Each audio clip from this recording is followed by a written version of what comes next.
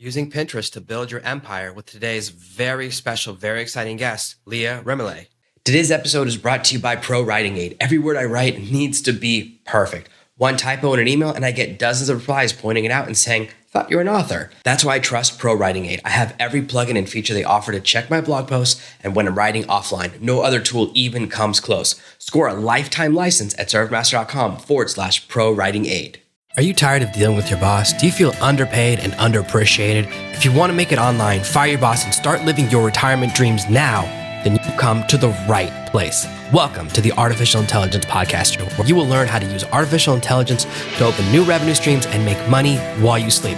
Presented live from a tropical island in the South Pacific by best-selling author Jonathan Green. Now, here's your host. I'm very excited to have you here today, Leah, because this is near and dear to my heart. People know I've been talking a lot about Pinterest lately and figuring out myself. Looking at the statistics, I saw that the biggest growth area for Pinterest is men and millennials. It's 40% this year. So men are finally paying attention. After 15 years, they're going, oh, maybe there's something going on here. And I'm just as guilty. I'm one of them, starting to get really active on there. So what I'd love to know is how you started your online journey, where it all began. Where's the beginning of your story? Okay. So the very beginning, I think like a lot of entrepreneurs is you start with one thing, you think that's what it's going to be, and it evolves. You pivot, you adjust, and it becomes something totally different. So I started my entrepreneurial journey actually as a photographer. I wanted to have a lot of time freedom, wanted to be able to be home with my kids, all that kind of stuff. And over time, it shifted. What really shifted is that simultaneously, while I was trying to become a professional photographer, I decided to start this blog. It doesn't exist anymore. I started it like 15 years ago, but it was called Go for Pro. Before GoPro actually became a thing.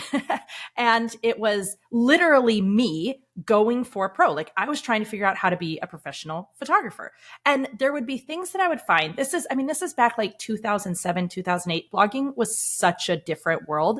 And so it wasn't at our fingertips the way it is today. I was scouring. And when I would find these things, I would think I cannot be the only person trying to figure this out, which I believe comes back to, I really believe when we give value, it makes the difference. And so I would share these things that I found. I'd write these articles and share them. And that started growing. In fact, over time, that became even more profitable and successful than my honestly very profitable photography business. And I'm like, well, this is great. I can do it from my home. And so I went in full-time teaching photographers how to build six-figure photography businesses and how to do it in a way that felt good and it wasn't competing with their family and everything else. And then in about 2015, I pivoted to really wanting to be able to help all kinds of entrepreneurs. I had made a huge focus on automations and systems and workflows and outsourcing and all these things so that I could work part-time hours and make a very full-time income. And I realized this isn't just for photographers. This is for anybody. I've now, I had built courses, I had built an online business. And so I made that shift in however many years ago that was now. Yeah, that's amazing. I started my first blog in 2007, back when I thought blogging was your personal diary and no one could find it. Yes. And it's really shifted from, it used to be people would read a personal blog and read about your story, and it could even get turned into a movie. Like that one lady who's like, I'm going to cook every recipe from Enjoy French Cooking, and that becomes a movie. Julia, yeah. It's so changed. Blogging is so tactical. Like when I write a blog post now, I have to do so much SEO and optimization and word counts and formatting, and you can't really enjoy it anymore. Like it's not fun. And that's one of the things that's kind of unfortunate, that shift. And I think you brought up something really important, which is the pivot.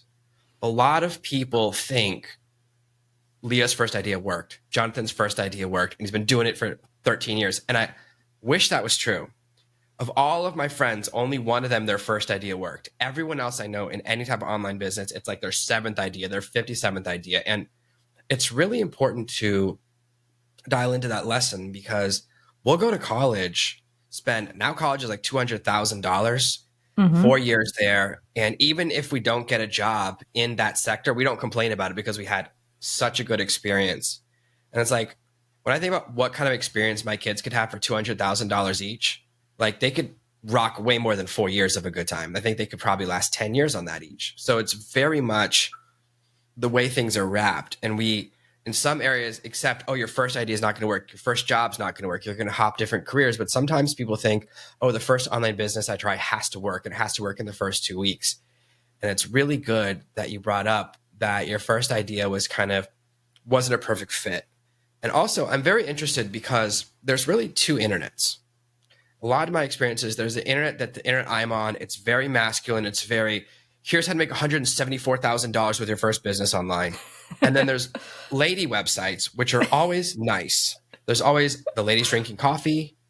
There's long socks. It's always long socks. There's often a cat. And it's like the house is very clean.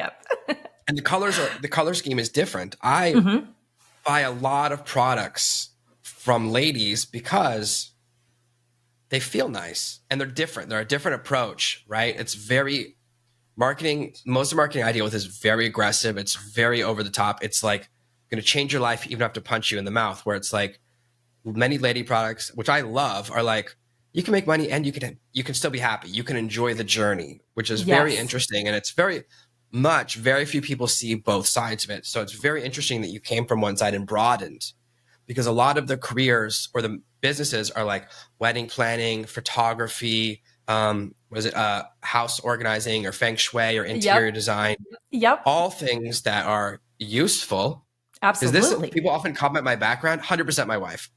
I can't make the tiles, even the hexagons. I can't do it.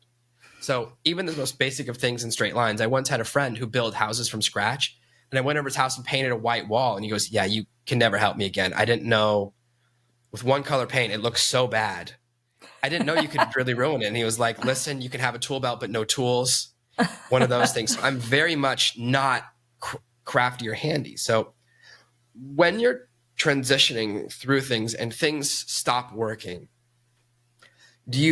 what's that experience like? Because this is an important moment, because an idea will work and then you realize, oh, blogging's not working anymore, or I'm shifting in a direction, or I don't want to do photography in person. The challenge with photography is that there's always someone else to please. Like, wedding photography sounds really romantic until the bride is shouting at you or something goes wrong, often outside your control. It's raining or something like that. I've seen those things from some of my friends who love photography at first until they realize that it's very high pressure in some situations. So what was it like when you go, you know what, I'm going to move from full-time doing to just transitioning into a teaching place, which allows me to be full-time online, allow me to spend more time with my kids? For me, I was selling SEO services in Nashville, and I go, I don't want to be trapped in Nashville. I want to be able to travel and move other places. So I shifted to only phone customers. I shifted to only people that were in different cities, so they didn't care where I lived. So what was that experience like for you? So I started with the photography, and really I wanted entrepreneurship. And I think that's okay for some people to admit, to say, like, it wasn't that I was in love with photography. I had never picked up a professional camera before I said, I'm going to be a professional photographer. I just knew I wanted a business. I loved entrepreneurship. I was missing it. And I thought, this can be my vehicle. And so I started that business, and it grew incredibly. I was making six figures within the first 18 months, multi six figures within the first 2 years. And so, I mean, that looks awesome. But that's the thing. It looked awesome. And I want to just admit that, because I think it's important that we recognize that, yes, money is helpful and we certainly have financial goals, but there was also a lifestyle goal that I had, which is what you were just sharing, right? Like, you wanted this ability to travel. I wanted to be home with the kids more. I didn't want to have to be gone on Saturdays and realize that there was parts of having to leave the house all the time that I didn't like. Now, I worked to systemize and automate and outsource. I had people doing my sales appointments for me and my editing for me, and right. So I outsourced everything I could, but even still, I was like, I am not in love with this. And I am realizing that I actually think I'm even better at teaching than I am at photographing. I always joke, and I used to always say, I'd be like, if I can make six figures and I'm like a mediocre photographer, believe me, you all can. And so it was more exciting for me to get to show these primarily women, but these photographers how to actually make money. Like they were the true artists and I had never been the true artist.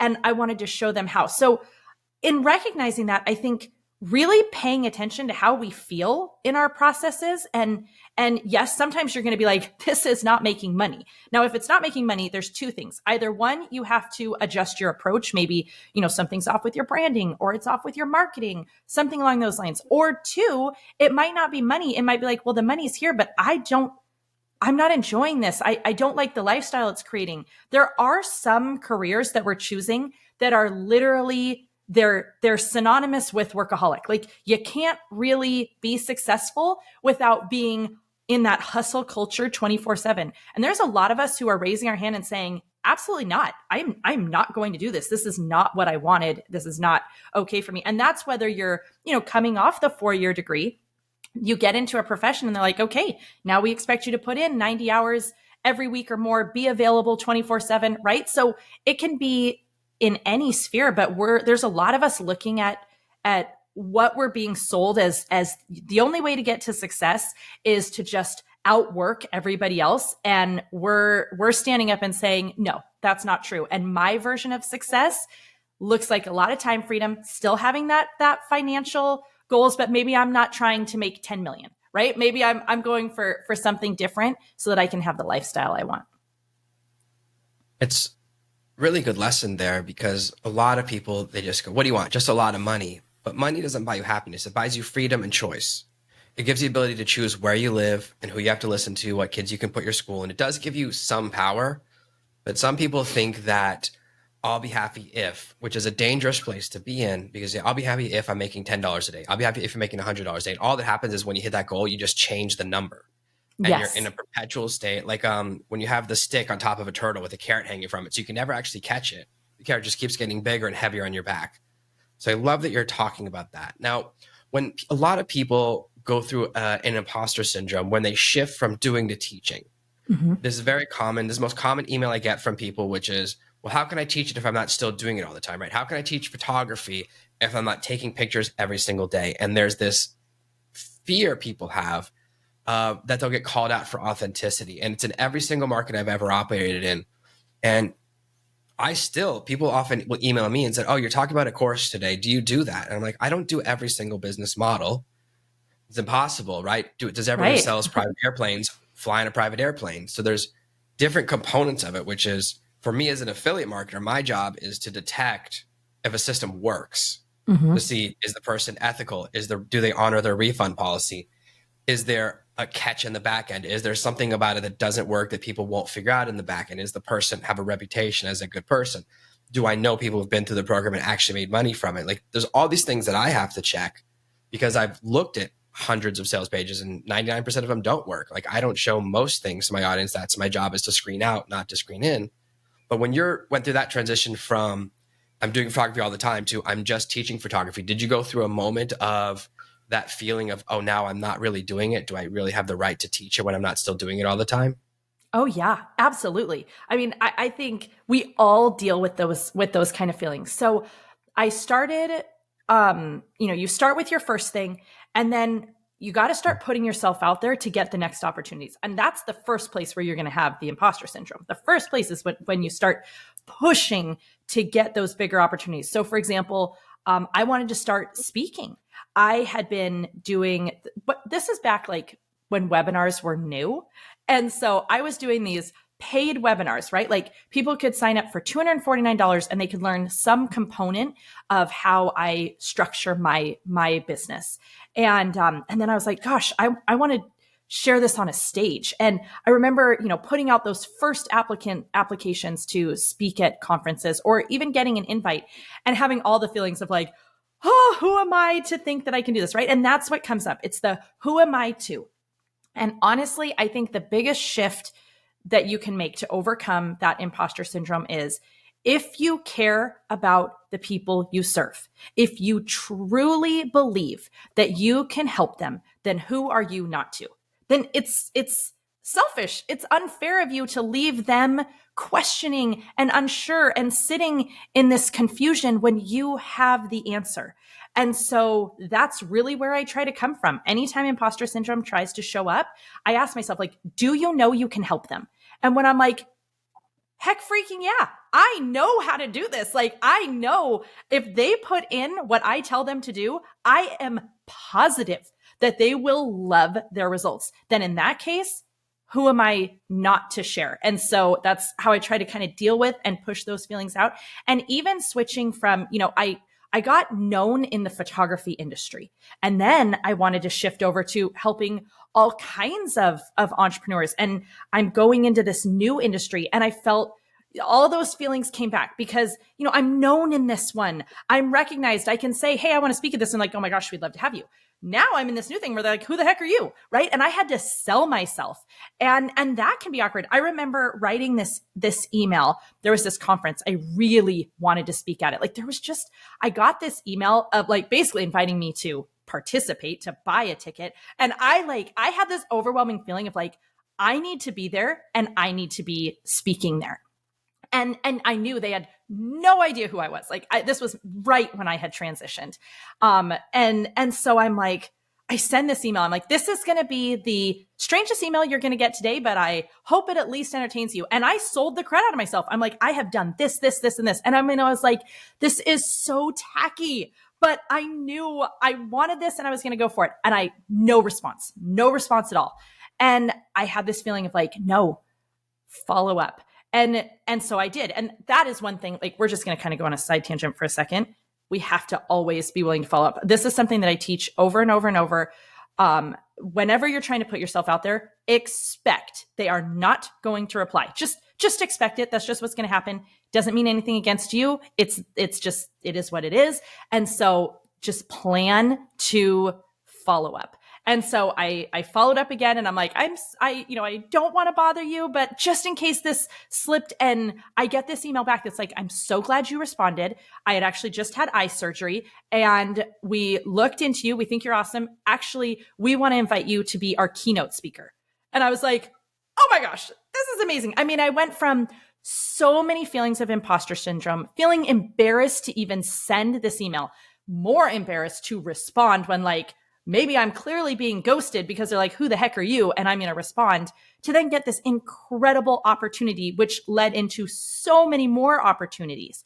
So, just this willingness to be brave, it's that, I think Mel Robbins says, right? Like 5 seconds of brave, right? Like just 5, 4, 3, 2, 1, go. And you just make yourself do those things, because the opportunities, the success, the things we're hoping for, they very well could be just on the other side of those 5 seconds of bravery. A lot of times when we send someone an email and they don't reply, we imagine it's that moment in A Knight's Tale when he falls over and the guy goes, "You've been drawn, measured, and found wanting." Like the worst thing you can say to someone. But 99.9% of the time, it's that life got in the way. It's so rarely that.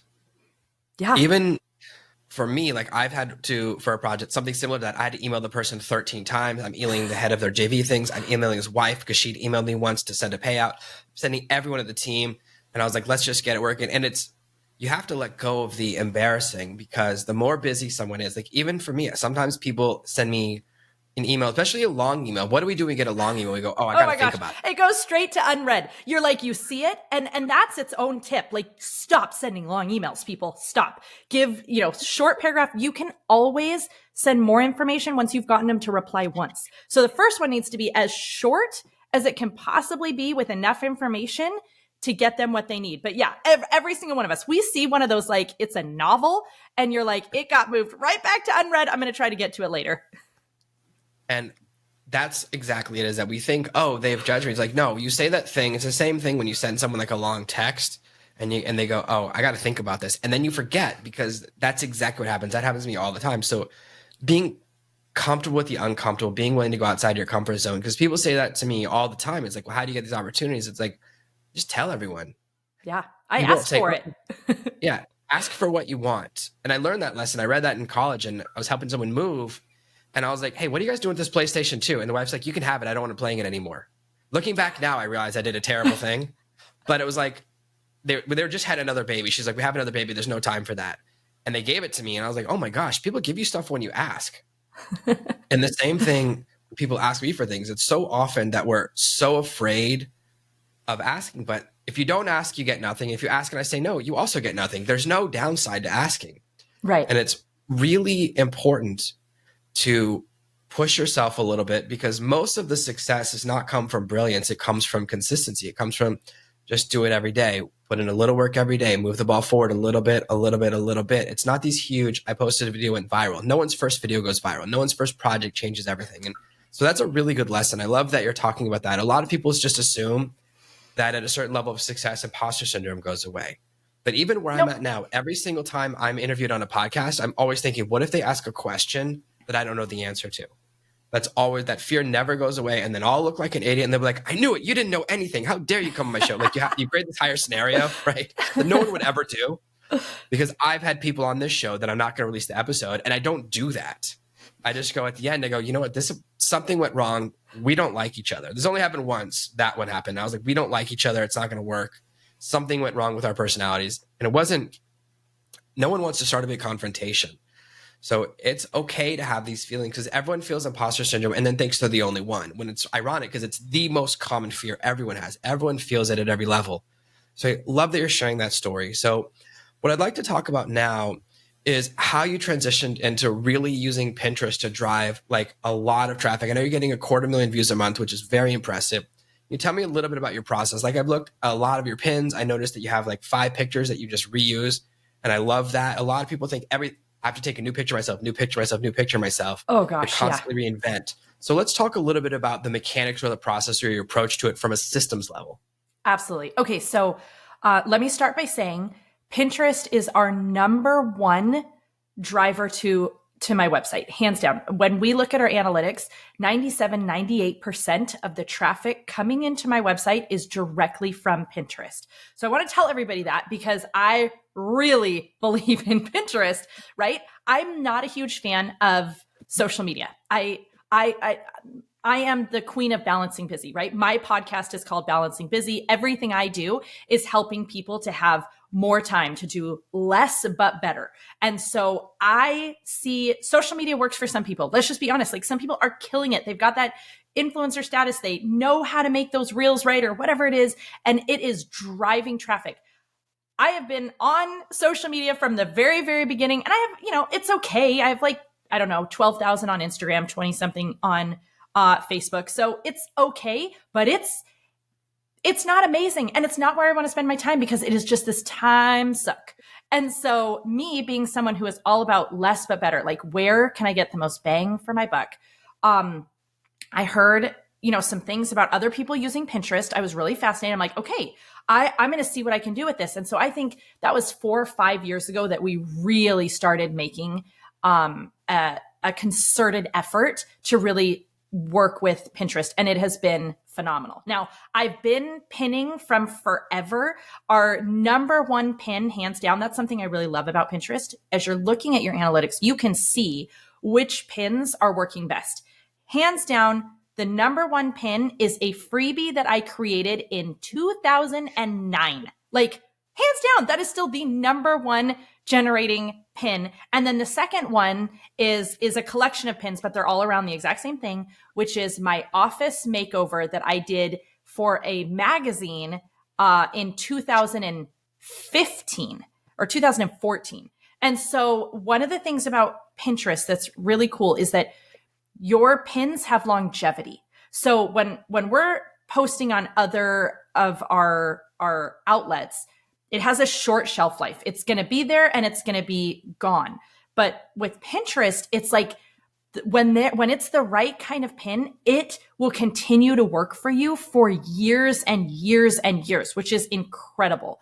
So I love systems. So everything we do has a system. I actually call them BOBs. So if anyone coming from the corporate world, you are familiar with SOPs, and that's standard operating procedure. I don't believe anything should be standard. I believe we should be trying to make things as incredible as possible and always be ready to innovate and be looking like, how could I make this even better? And so Bob stands for Best Operation Breakdown. And they are Google Docs that my entire team has access to. They're evolving all the time. And it's every single step of any process that we do on duplicate. And so we have an entire system, but ultimately, within Pinterest, we're using a system called Tailwind. And so Tailwind is where we're doing all of our scheduling. We're using Canva. Okay. There's a free version of Canva. And what I've done is we've created a handful of templates. So a lot of people make this mistake of, they think exactly what you said. They think I need to create a brand new pin every single time, a brand new graphic, and it's going to have brand new everything. No. First of all, that's going to take extra time. And our whole goal is to do less, but better. So what I've done is we've designed a handful, maybe a dozen designs. And every once in a while, my Pinterest manager goes a little rogue and I'm like, wait, go back to the ones we have. Stop trying to create new things. I want us to just use those same graphics. So it's kind of the same colors. They adjust a little bit, same fonts. I also want that because we need brand consistency. You want people to get to a point where they see a pin and they're like, oh, that must be a Leah Remillet. That must be Balancing Busy podcast. And so we have these templates that we're reusing. We put in the new images, and it's a combination of I'll do brand shoots every once in a while, hand them all the images, use whichever ones you want whenever, or it's stock images that we have. We have, several different memberships for different stock things so we can grab them. And we're just putting out these different pins. So for a blog post, so the way that I'm blogging is I'm literally blogging for Pinterest. And the way that I see Pinterest is I see Pinterest as a search engine. So especially me being a woman who loves beautiful things and it can be very creative minded. If I'm trying to find something, I would much rather search Pinterest than I would Google, because I'm going to see pretty pictures, and those pretty pictures are going to help me to know what I want to click on. And I am not alone there. There is a lot of us who we love Pinterest and we're using it as a search engine. So that's one of the first things. Anyone who's like, okay, Pinterest, I'm thinking about getting into it. How would I do this? First, you need to realize that you're looking at Pinterest as a search engine. So it being a search engine, I'm thinking, what question does my ideal customer have that I could answer? That then can be a blog post. So the blog post is ultimately the answer to the question. Then I'm creating pins, multiple pins for each post, and we're going to pin them to different boards and try to get them circulating. Plus, we can then see which ones are producing the best results. We can duplicate or refine or try just a slightly different version of that one. Kind of the same way someone would do Google ads, right? Like they're going to go, oh, this Google ad's really performing, so I'm going to duplicate that ad and just adjust a little bit and see what I can do with it. And that one's doing terrible, so we're not going to try to make that one again. So we're making multiple pins that work around that question. We'll, try different hook lines, try all kinds of different things, get those circulating, and they're all driving to the blog. Now, my ultimate goal for Pinterest, hands down, is my email list. And we always have to know, what is the end game? What is that CTA, that call to action? And so in my case, it is, I want them, two things. Either I want them listening to the podcast or I want them joining the email list. But my real goal is joining the email list. Why? Because if they're on my email list, then I can keep reminding them about the podcast. Whereas if they come listen to one podcast episode, that's awesome. But if they didn't subscribe or a few weeks later, who was that girl? That was really good, but I can't remember. And I'm gone. I'm out of sight, out of mind. And so this idea of really trying to drive to our newsletter is my number one goal. So that was a 10. Tell me which direction you want me to take it from there. Yeah, I love all of that. The thing that I found, I got really bullish on Pinterest about 6 weeks ago. I was like, oh, I get 2,000 views a month. And I was like, let me see what happens if I now that making pins is easier. In the past, it's a lot more complex. Now I can generate AI image for each pin very quickly. Totally. And once I find a style, I just reuse it over and over again.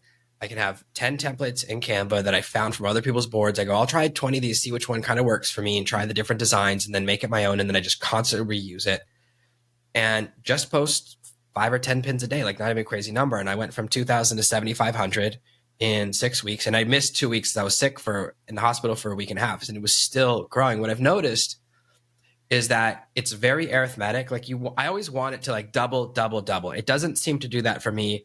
And Me even either. when I talk to other people, I'm like, yeah, you can grow, but if every single month you increase your views by 7,000, at the end of a year, you've increased your views by 90,000. That's a huge difference, and that's monthly views. So I also notice that you're rewarded. My old pins get more views when I post new pins. So that's the second thing I noticed. And the third thing that's really important is that Pinterest always asks you, well, where do you want this pin to link to? Every other social media platform is like, don't put a link. You can have one link in your bio. We want to keep people on platform. Pinterest is very interesting in that it sends people away. And as mentioned earlier, I love that it grows. Every year it grows 7.5% for the last 10 years. It's the little engine that could. So when I look at statistics like that, I see that consistency. Whereas sometimes I can have a video go viral on TikTok, get 750,000 views, which is awesome. And then the video gets taken down, right? It's all these complexities and it's always a challenge. And it's what have you done for me lately? It's very hard. The algorithm's constantly changing. Whereas Pinterest is like, listen, do a little bit, we'll give you a little bit. Do a little bit more, we'll give you a little bit more. And there's this reward for consistency over anything else. And it's very interesting that, because I ask a lot of people that, I was like, am I doing something wrong that I'm just growing a little bit? So every time I post a pin, maybe every day I notice my monthly views goes up 1, 2, 300. Some weeks it just goes up a couple hundred here and there, and it's not a lot, but it's always this trajectory. It's always going up. And learning that the design matters, where you point pins matters, what you write on the text matters, that there's SEO to it. Because I have a blog that just doesn't, SEO from like Google is so hard. The content has to be bad because it has to be completely optimized in a way that's unpleasant for people to read. And I wasn't willing to do that. Like, I'm like, I mean, when you're thinking about, and some people just, I have a client and she is killing it with her SEO and she writes them, exactly how you're supposed to. They're insanely long and it's working. It's bringing the traffic and everything. But again, I think this is where you have to know your customer, right? Like, I am literally speaking to people who are too busy. They are feeling frantic. They are feeling overwhelmed. They need simplicity. They need me to show them how to make their business simpler so that they can stop feeling like they're sacrificing their home and their health and their happiness. If I go write a novel of a blog post with, 1 billion words, so it's all SEO optimized, I am like doing them the biggest disservice. I think that's something really critical. One of my mentors once said to me, he goes, I would pay 10 times as much for a 1-page product that gave me one trick that would make me more money. He's like, I don't want to read. And now when we think whenever we're creating a course, we go, it has to be more hours. It has to be more hours. Whenever I buy a course and I go, please be short videos, please be short videos, please be short videos, please be short videos. We want that brevity. It's so important for us. So I think that we always think that when we're creating, we think the person wants long. And when we're watching, like I'm at the age, when I hit 40, I was like, every movie, my wife hates Star Wars, but I go, but it's a tight 90 minutes. Every movie, I'm like, is it longer or shorter than Star Wars? Like we just watched the shark movie today that was 2.5 hours. I was like, this is a commitment. I felt like the movie was longer than my marriage. And I just don't have this time to sit there and work through it. And that's the thing we forget, that brevity is so valuable. We always think that longer is better. Like if someone's book is 500 pages, I need to be 600. And it's this escalation, this arms race. And unfortunately, that's really where search engines have pushed it. My best blog post was how to start a blog. And it was like 3,000 words. And now it has to be 15,000 words because that's what the SEO wants. And he goes, oh, you have to have at least 50 images. And it's a nightmare for traffic. You can't really be yourself. And it's so much hope. What's interesting about Pinterest is that it happens day one. It happens right away. That they'll start to give you a little bit of traffic and that they reward consistency, which is the best way to run a business. Because a lot of people are like, I'll just post 5,000 pins today and then just let it ride for 2 years. But and that's where Tailwind comes into place, because with Tailwind, then you can schedule, right? So, and you can have pins, like your best pins circulating where they're being repinned, maybe every 8 to 12 weeks or something along those lines. And so that's where using a platform like Tailwind is so helpful, because I'm a big believer in batching.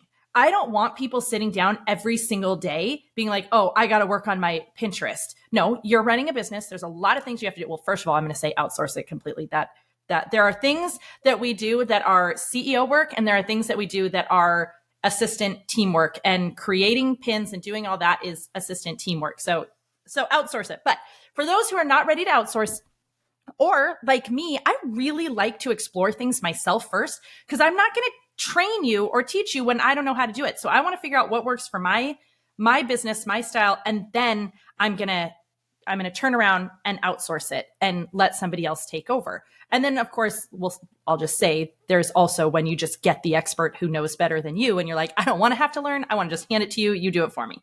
But with creating your Pinterest plan, what I would suggest to everyone is that you are sitting down and batching. Now, for anyone who has a ton of blog content, go back and use what you already have. You do not need to be making fresh content.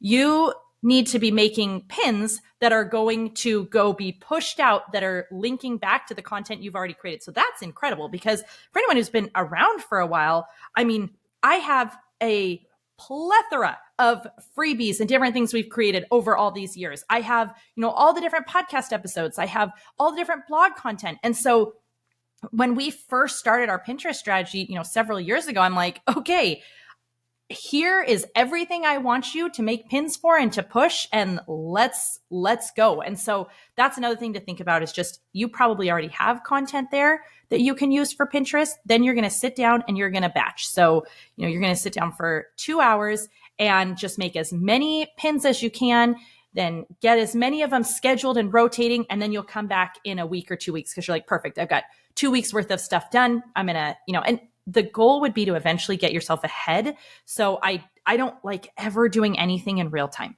Like, everything that we're doing is always for several weeks in advance, because the joy gets sucked out of your business when you're having to do something in real time urgently. Like, it just does. If I'm like, crap, I've got to get, everything ready for the podcast because it goes live tomorrow, it's not even remotely as enjoyable as when I'm like, oh, we've got 4 weeks scheduled, completely ready. I'm working on and refining one that's for next month. And so anyways, I just going to give that little caveat that I really love batching, getting several scheduled out, and then working to get myself ahead of the game.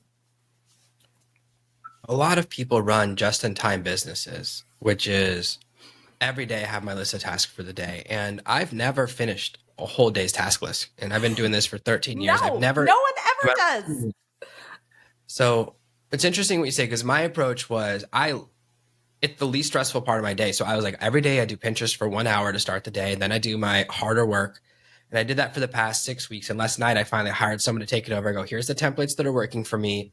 Here's kind of a design, because I don't want someone to come in exactly and play design bingo. I was like, here, I'll give my exact Canva templates, because these are the looks I like. I said, if you want, here, I have tons of images uploaded from my AI generator that are the images styles that I like. I have an aesthetic that I like, that I'm kind of testing and that works for me.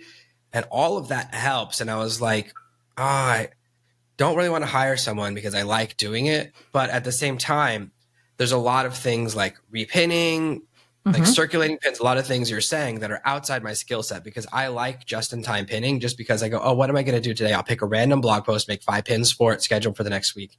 So I'm not methodical enough for it, because I don't take it that seriously, because I'm enjoying it, because it's like, oh, this is the fun part of the day. But at a certain point, you have to push it down. I was trying to do it with my male VA, and he's so bad at Pinterest. You just come like bad images. I'm going to just say, yeah, 100%. I think you got to go female. And I hired a lady. I was like, to do one Pinterest, because he's a great video editor. And I was like, how come you're so bad at Pinterest and you're costing 4 times what a full-time Pinterest works, because I'm paying you per hour. You've been doing so long. So I was like, this is not going to happen anymore. We got to shift here. So it's important for me, before you hire someone, to have a sense of what kind of results you want. Like I said, okay, what am I going to get? Where am I going to be in 30 days, 90 days, 180 days if we work together, so that I don't get mad, right? Manage my expectations. When I hire someone, I want a sense of what's possible, right? And I was like, what met, and I was like, well, how many monthly views? And she goes, well, I don't do monthly views. I do clicks to your website. And I was like, well, I'm already, now you're speaking my language. I'm already excited by that because obviously that's the profitable metric. And she gave a really good number that was not crazy. She was like, I can triple where you're at right now in the next month or two. And I was like, okay, that's reasonable. It's not crazy. Because the thing is, we're so used to platforms like TikTok is feast or famine. Either 200 people watch your video or 2 million people watch your video, and there's no middle. So we often get trained by social networks and we think follower counts are so important, which nobody follows you on Pinterest. Nobody follows me on Pinterest. You know, I looked at your account, you're getting 250,000 views a month and you have like 87 followers because that's not how people use the platform because it's not a social media network. That's a misnomer. It's so important to Yeah, it understand is that it not is a social media. Yeah. And if you, I grew up using MySpace, and MySpace, they claim what they claim about why they went out of business. It's because they just, your profile became more than 50% ads. So your page became worse and worse and worse until there was more ad than non-ad. And that was what, when I was like, oh, that's when everyone left. Everyone left at the same time. There's just too many ads. I don't want my profile to be all ads. And in the same way, most search engines are aggressive with lots of ads for stuff that you don't want. There's just hard to get the result you want more and more. That's why like now people are switching to asking AI questions because there's not going to be an ad in the middle of it. So there is this market shift where we go, I just want something that, like you said, it's going to look nice. It's very interesting to see how the search engine works. I'm not a heavy user from the user side, but that's because I hate the internet. Like if it wasn't my job, I would never be online. There's this, I think, big misnomer that people think, oh, if you have an online business, you love online. And it's like the exact opposite. And it's like, no, when I'm not working, I don't want to work. Like I would never put a video game in my work computer. It's like, that's crazy to me to mix those two worlds. Even my wife and I are talking about it because we haven't owned a TV for years. And I was like, let's buy a TV. So when we watch a movie, because I would never connect like my game system I don't like watching movies on the computer either. We did it today and the keyboard is sticky. I'm like, oh my, which kid did that? Like it's making me crazy. But you have to have these delineations in areas of your life. So it's very important to separate work from play, especially when you're at home, which is kind of the next thing I want to talk about. There's this revelation that happened. And the first one I experienced was about 6 years ago. There were a lot of travel bloggers. When travel bloggers made enough money that they could start traveling, they all went out of business because they could not go to Machu Picchu and then blog. They could not stay fastidious. So the secret to my business is that I work 7 days a week. Like my dad gave me this piece of advice. He goes, listen, don't work more than 6.5 days a week. I was like, oh, that's where I get it. That's workaholic advice, right? Like only two workaholics are going to be like, take off 3 hours a week. I have a system where I work shorter hours so I can spend more time with the kids. That's why I'd rather work every day shorter than 5 days longer. But I'm always amazed by people that don't work on weekends. I don't know how they do that because I always get an emergency email on a weekend. You from say a customer. that and it makes me like, I'm like, what are you, why? Like I have not worked on a weekend in years and years and years. Like, yeah, I'm like, oh. Well, I live on Vacation Island. Where I live, everyone comes here for 3-day vacations. So every day, one of my rules is if the kids ask me to swim, I always have to say yes. So one of my rules is that. And that if the kids ask to sleep in the room, I say yes, but I make them be off camera because it's their choice when they're older to decide if they want to be famous or online or whatever. I don't want to make that decision for them. But I like that they're here most of the time until they start fighting. Sometimes I'll be shooting a video and they'll start fighting each other. And that's the one thing I can't handle because I can't stop them. I'm on camera. So that's kind of how I structure. But it is very important to structure what works for you. And a lot of people, they freak out when they go, I work on weekends. I'm like, yeah, but I'm also always on vacation. I totally agree. Because one of the things I think that's so incredible is that we get to choose our own schedules. That's one of the beautiful things about entrepreneurship and having an online business. And so, you know, if you're working a few hours and you're able to do it before the kids wake up or whatever that looks like, or after they go to bed, but it's every day. And you know, there's another mom out there who's like, okay, well, I need mine. For years, mine was like, I needed it to fit while my kids were at school. And so it was like, I didn't want them to feel me working. And so when I got them off to school and then I worked until they came home from the bus and there was never any extra in addition to that. And then, and the thing is our lives are going to keep shifting. They're going to keep changing. So my schedule has changed dozens and dozens and dozens of times over the years because I started my business with 3 babies who were none of them were in school yet. I now just took my oldest to college last week. So we have shifted dozens of times throughout the years of like what works for me and what works best for our family. Yeah, it's important to understand that it's different for everyone. So we lived on a different island for years where I only had internet from midnight to 6 a.m. So you have to shoot your videos and do that kind of stuff when there's no internet. And when the internet's on, you got to upload them all. So people are like, how do you do that? I was like, well, my kids live in paradise. We live in one of the biggest surf spots in the world. My kids have this amazing life. Now we live in a different place because there's a really good school here. But it's always this decision. You have to make these different decisions of what is right for me, what's right for my family. And for example, I like to shoot these videos at night because it's convenient for people in America and because it's convenient for the kids. They're asleep, so they don't see it. And that allows me to get certain things done. And I still spend time with them. I'm still there every morning when they have breakfast before school. I still hang out with them when they get home from school. So you have to, again, as we talked about at the beginning, decide what you really want. So a couple of years ago, I started using an office that was 100 meters from my house. And I was so efficient. I've never gotten more work done. I would walk over there at 7 in the morning, come back after dark. And I was like, I'm an idiot. What am I doing? I live on the beach and I never see it because I've created this really, really, really stupid scenario where I give up all the goodness, right? It's like we sometimes think, oh, this is what I should do. Like I should rent an office space or I should rent this Oh, or I need to yes. have a team. And one of the things that I want to bring up is a lot of people talk about now because they go, oh, I want to work from home or I have to go in the office 2 days a week. And there's a huge difference to me because there's one person who works from home. I'm going to work every day. Like I'm going to get my job done. I don't take long days off. I'm going to get work done. I'm in the hospital. I'm still sending messages back and forth. I'm still running the business. My wife doesn't work. We have 4 kids. She's very busy. But some people, especially people kind of that are work from home employees, like one company just said when they have to come back to work and 50% of their employees quit. I feel like there's the employee who they're wearing pajama bottoms, right? They're kind of thinking when you get paid based on time, not performance, you don't have the pressure behind you. And this is why I mentioned the travel bloggers. Some people do not have the self-motivation, whether you call it gene or training or whatever it is, the consistency, the fastidiousness. And I went through a period myself before I had kids where I was like kind of coasting because I had a huge year. I was able to live off that for the next 2 years. But once I started having kids and they want breakfast every day, they want to go to school every day. The school's always sending me bills for new things. They just sent me a huge bill for the bus. I was like, can you just put it into the tuition? Like, why do you always have to have these extra bills? And they're like, oh, your kid chose soccer for his elective. That's extra. So it's always happening, right? There's always someone wants money. The baby wants new diapers. Everyone's hungry.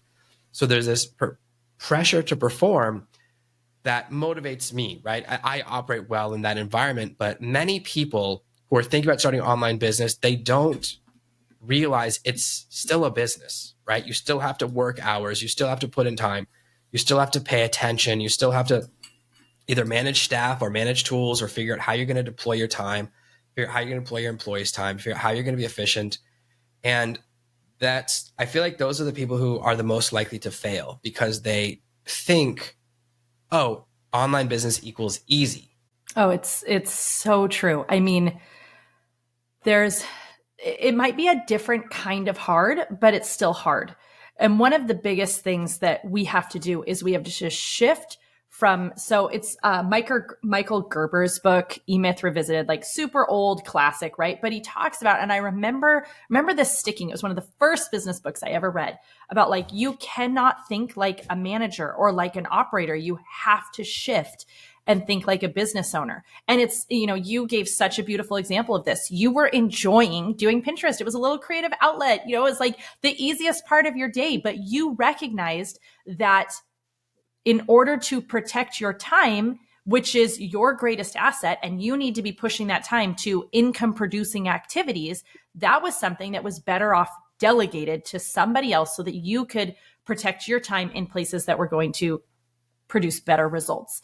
And so as we're looking at how we spend our time and what we're doing, this idea of just really, really needing to focus on what is going to get us the results that we want. And I think so many people start their business and they're doing what's fun.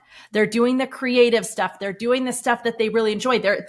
they're being the manager or they're being the operator. And so, let's take someone who maybe has a videography business or a photography business, right? They're spending all the time shooting, and that's the part that lights them up. But there's an entire side of their business that needs to be focused on that so many people miss. It's the difference between working in your business and working on your business, right? The in your business are the things that have to be done that day. They're the deadlines. They're taking care of the clients. The on the business are the things that are actually going to move that needle. They're going to move your business forward. They're going to get you into that next realm that you're excited for and think could be possible. But if we never schedule the time to work on our businesses, then we get stagnant and we're just, nothing's changing, nothing's evolving.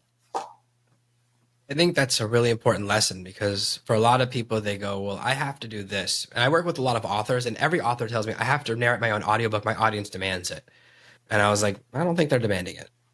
I don't feel like you're getting that demand because they're like 2 years later, like, oh, I still haven't found time to do it. I'm like, well, all you did is not give an audiobook to everyone who wanted it for the past 2 years. Most people think that writing the book is the job. It's like, no, writing books the easy part. Wait till you find out what happens after you push publish. Nobody wants it. You have to make them want it. You have to market it. You have to go on every single podcast you can get. You have to hold up your book. You have to tell people about it. You have to constantly grind to build that attention because it's not easy. There's like I think it's 3,000 books a day get uploaded to Amazon. So how are you going to be the one out of 3,000 people notice? People sometimes it's the fun part. And I'm like, the fun part is not the money part. It's hard to self-assess. Like one of the things that I do is I check email once a day. I love that. Me too. I'm 2 times a day, but there's a timer. So it's 30 minutes, 2 times a day, once at about, this is such a big thing. I do not start with email, and I advise everyone to never start with email because email is someone else's to-do list for you. That is what your inbox is. It is not your own to-do list. You can spend 6 hours a day doing email. Like most people work for companies. I read the study. They said 6 hours a day doing email. I was like, well, I don't like that. Yeah. And you have those days where you go, what did you get done today? And they go, oh, I don't know. And I really rage against that because you have to do the 80-20 rule once a week or once a month where you say, what did I do this month and what made money? People say to me all the time, like, Jonathan, you have a huge business. Why do you still do ghostwriting? I was like, well, they pay me at the start. They pay me up front. Like, that's why. Like, everything else I do, I get paid after it works. But it's really nice to get paid a whole bunch of money at once and to have that there because sometimes you have a bad month or things go wrong in another area or you have a family emergency. I like to have a fast money and a slow money in my business. And I think a lot about risk management or risk balancing, which is every time you make a new product, maybe nobody wants it, right? There's that risk. Every time I write a book, my favorite book that I've ever written, my audience hates. They hate it. It's their least favorite. I put more work into that book, more science into it, more effort. And everyone's like, yeah, we hate it. I was like, oh, okay. Learn my lesson. My book that I wrote in 1 week is everyone's favorite. So you never know what's going to work because it's a democracy and your customers get to vote. Yes. So I'll try to teach people that you want to have a skill that you can sell. And people are like, how do you get clients? I just tell everyone. It's not on my website. I don't have it anywhere because I'm not seeking clients. So I act aloof. I saw that in a TV show and I go, oh, I'll just be like, I ghostwrite, but I'm not looking for clients. And every time someone says, how much does it cost? I just say a bigger number and see what they say. Because I had a person last year, I said $20,000. He goes, oh, you must suck. And he hung up on me. And I go, next person goes, how much is it? I go, 40. And then the next person, I go, 50. This is the only business where you can just double your salary. Like if you went to your boss at any job, they go, I want to raise, how much? Double it.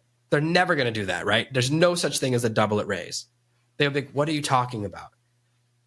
What we have as the owner is all the risk, but also all the reward. People often, I see this a lot when people are complaining about the owner of the business and like, we should all get a share of the profits. It's like, yeah, but you have to take a share of the risk. 100%. If you're willing to ride in both directions, then absolutely. Right. Because sometimes I work on a project and they go, do you want to put money in it? And I'm like, no.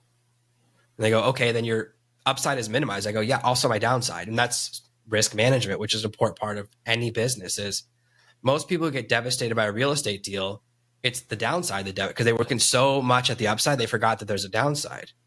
And a lot of people don't manage the two parts of their business. You have to have a fast money part and a slow money part so that when you need emergency money or you need income, it can come in. And when you want to slowly build it, because just like we talked about, Pinterest can take 6 months or a year to start to get enough traffic that it's really moving the needle. During that time, what I always tell people, I'm like, yeah, just sell yourself out as a Pinterest expert and do other people's Pinterest so you get good at it, get paid to learn. That's how I started. Someone else paid me to do SEO, and I go, okay, I'm going to go buy an SEO course and figure out what to do, what this person just bought. And that's how I deliver my results. It's okay to do that because it puts this pressure on you as well. Like, oh, this person already paid. I do not want to refund them because I've already spent the money. I have to deliver a good result.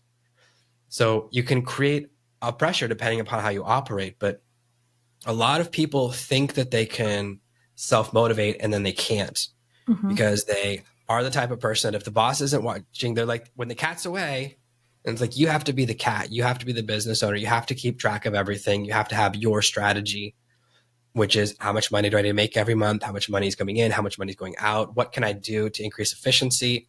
And I do like that that's a lot what you talk about because it's a lot what people don't talk about. The final thing I want to ask about is that there's a huge shift now with artificial intelligence tools, which allows, like my team is down to just 2 people. Oh, 3. I hired a Pinterest person. It's down to 3 people and it used to be 20. And there's so much room for efficiency because we can do things faster with tools and softwares that I know of a company with like 6 employees that's doing hundreds of millions of dollars. It's possible to do so much more with less now. A lot of business books that I read are all about like, oh, I've had this employee for 20 years, which to me is like, okay, come on. That doesn't exist anymore. Like everyone job hops. Like nobody's staying at a job for 20 years. I've had people quit. They go, oh, I just bored. I want to work for someone else, not for more money, but just because I'm bored. I want a new challenge or not even a challenge. I want something more interesting. So how has that changed your approach to outsourcing building teams now that you can do more with less and there's opportunities for efficiency that don't require an employee but can instead be like software driven? Oh, I'm looking for those opportunities everywhere because there are 2 ways to make money. One is you have a new product, you're selling something. Another is you cut costs. Never minimize the fact that cutting costs also makes you more money, because if you're bringing in the same amount of revenue, but now it costs you 50% less to produce that result, you're making more money. And so I'm loving AI and loving using it. And in fact, I'm working on a course right now that I'm really excited about using AI as your virtual assistant, because I'm like, oh my gosh, we don't really need them anymore. Like AI can do all of this stuff for you. And you had made a point, which I really liked, where, you hired someone for Pinterest, you hire someone for different things. I really believe in hiring people for their genius zone and not trying to get them to cross over and be multiple things for you. One of the big mistakes we make is like we hire, let's say your first virtual assistant, and you want them to take on everything. You're like, oh, and can you try to do this? And can you do this? And can you do this? And they're costing you way too much money because that's not their strength. So they're slow and they're inefficient and they don't really have the eye. So you're having to follow up and be like, that looks like crap, right? And trying to adjust. And so I learned that lesson the hard way years and years ago, but I really try to only hire someone for one job. Like you are doing Pinterest and you are doing, gosh, why am I blanking right now? What other things people do? It's on my website. Anyways, everybody has their role of like what they're doing. I have it on my about because I want people to know, like, I don't want to try to pretend, oh, I'm doing it all. No, I'm not. I'm getting help. And I believe in getting help. But going back to AI is another way that we can get some really incredible help. And so taking the time and the energy to really learn how to use, the different options that are out there and integrate them. I mean, it is incredible what we are going to be able to do. I am saving so many hours with AI, with just one of my favorite things about how I'm using it is just the thinking. It sounds kind of funny, but I'm creating a podcast and I'm trying to think about the title, right? And normally in the old way, like I'm sitting there really trying to think up all the things I know about how to create great subject lines that create urgency, that are going to be clickable, that are blah, blah, blah, blah, blah. And now I'm like, ChatGPT, please create 10 subject lines around da, da, da, and we know the more we put in, the better the results are going to come back as. And it's like, instead of me sitting there for, I don't know how long, it's seconds and it's back. And I'm like, oh, that one's great. Do a little refining and go. So yeah, I am loving that we can use AI to do less, but better. We just need to see that balance between making sure that we're not giving too much. We're still showing up, and it's going to be our voice. It's going to sound like us, but yeah, it's pretty great. That's amazing. So this has been a great episode. It was supposed to be 25 minutes. We've already done an hour, went way over because I had a lot of questions for you. Where's the best place for people that want to listen to your podcast, find out more about what you do, and check out what you're doing on Pinterest? Absolutely. So first thing I'm going to say, just go over and look up Balancing Busy on your podcast platform and subscribe. And you're going to be able to look at all the episodes, find what you're super interested in, listen there. You can also go to balancingbusy.com. We have tons of free resources and so much there to help to just give everybody the chance to just drop your hours. My goal is for anyone who wants to just show you how to make your full-time income on part-time hours. That's what I've been able to do for the last 13 years, and it's amazing. I love it. And I want to show other people how they can do the same thing. Amazing. So if you guys don't want to work on the weekends, you want to go to balancingbusy.com. You're going to absolutely love it. Thank you so much for being Leah. This has been an amazing episode. And everyone, we'll see you next time in the Serve No Master podcast. Thank you for listening to this week's episode of the Artificial Intelligence Podcast. Make sure to subscribe so you never miss another episode. We'll be back next Monday with more tips and tactics on how to leverage AI to escape that rat race. Head over to artificialintelligencepod.com now to see past episodes, leave a review, and check out all of our socials.